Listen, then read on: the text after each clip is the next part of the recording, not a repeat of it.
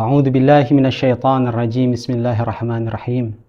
Alhamdulillah wa sallallahu ala sayyidina Muhammadin wa ala alihi at-tayyibin at-tahirin. Allahumma salli ala Muhammadin wa ali Muhammad. Ayyuhal ikhwan wal akhwat, pemirsa dimanapun berada, Assalamualaikum warahmatullahi wabarakatuh. Alhamdulillah, kita pada malam hari ini menginjak pada malam pertama di bulan Muharram. Dan insya Allah di malam-malam berikutnya kita akan melewati malam-malam Muharram dengan berbagai macam pelajaran dan hikmah yang akan kita dapatkan. Dan insya Allah pada malam hari ini Al-Fakir akan sedikit menyampaikan tentang bagaimana kemuliaan dan peristiwa apa saja yang terjadi di bulan Muharram ini. Sebagaimana kita tahu dan disepakati oleh seluruh kaum muslimin bahwa bulan Muharram adalah merupakan bulan pertama di dalam kalender Hijriyah Islam. Dan juga bulan Muharram adalah merupakan salah satu bulan yang dimuliakan oleh Allah Subhanahu wa taala. Karena sebagaimana Allah Subhanahu wa taala berfirman di dalam ayat Al-Qur'an surat At-Taubah ayat 36, A'udzu billahi minasyaitonir rajim. Bismillahirrahmanirrahim. Inna 'iddatasy syuhuri indallahi 12 syahran fi kitabillahi yauma khalaqas samawati wal ardh minha arba'atun hurum. Bahwa sesungguhnya bilangan bulan di sisi Allah terdapat 12 bulan. Dan kita melihat penggalan ayat di dalam ayat tersebut, minha arba'atun hurum. Dan di antara 12 bulan itu terdapat 4 bulan yang dimuliakan oleh Allah Subhanahu wa taala. Dan ditulis di dalam berbagai kitab tafsir bahwa yang dimaksud 4 bulan tersebut adalah bulan Muharram, Rajab, Dzulqa'dah dan Dzulhijjah.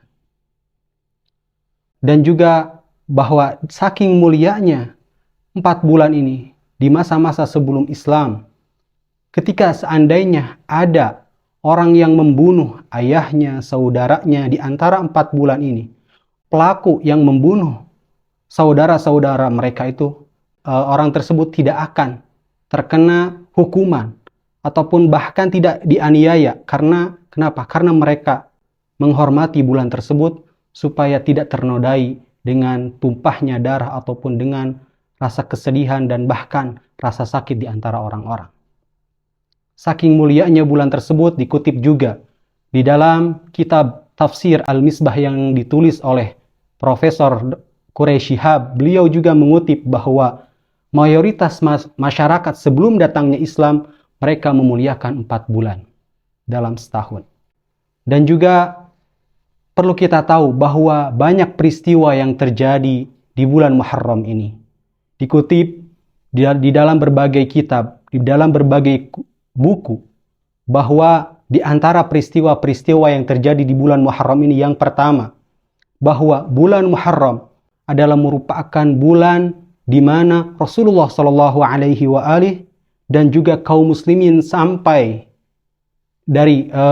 ke Madinah, yang mana mereka Rasulullah bersama kaum muslimin hijrah dari Mekah ke Madinah, yang pada saat itu disebut sebagai kota Yathrib.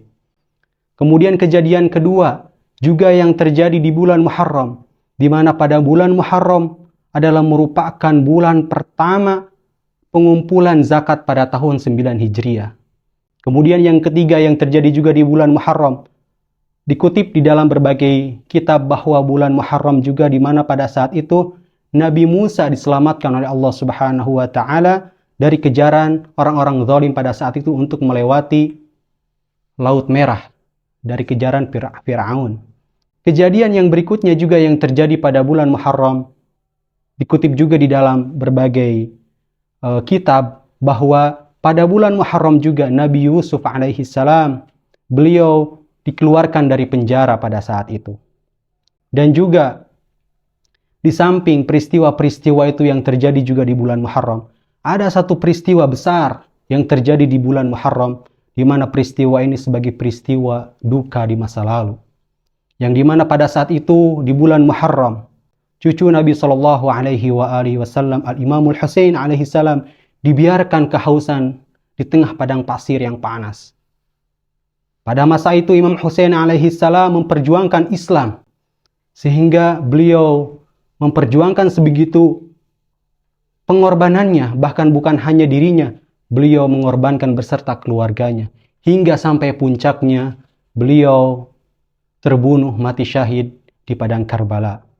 Ini adalah merupakan salah satu peristiwa terbesar yang terjadi di bulan Muharram.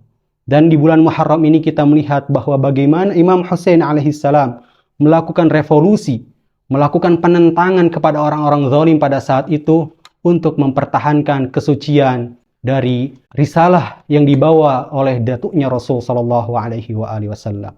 Oleh karena itu, kita sebagai orang-orang mukmin, orang-orang muslim pada saat ini, jangan pernah kita mengabaikan apa yang telah diperjuangkan oleh Al-Imam Hussein alaihissalam untuk selalu juga menjaga kesucian agama ini dan juga menolak segala kezaliman yang terjadi di muka bumi ini. Mudah-mudahan kita semua dengan selalu mempertahankan tekad dari perjuangan Al-Imam Hussein dengan menjaga kesucian dan perjuangan yang beliau lakukan, mudah-mudahan kita juga tercatat sebagai orang-orang yang diakui sebagai pecinta dan pengikut Al-Imam Hussein dan Rasul sallallahu alaihi wasallam. Sekian yang bisa saya sampaikan. Akhirul kalam. Assalamualaikum warahmatullahi wabarakatuh.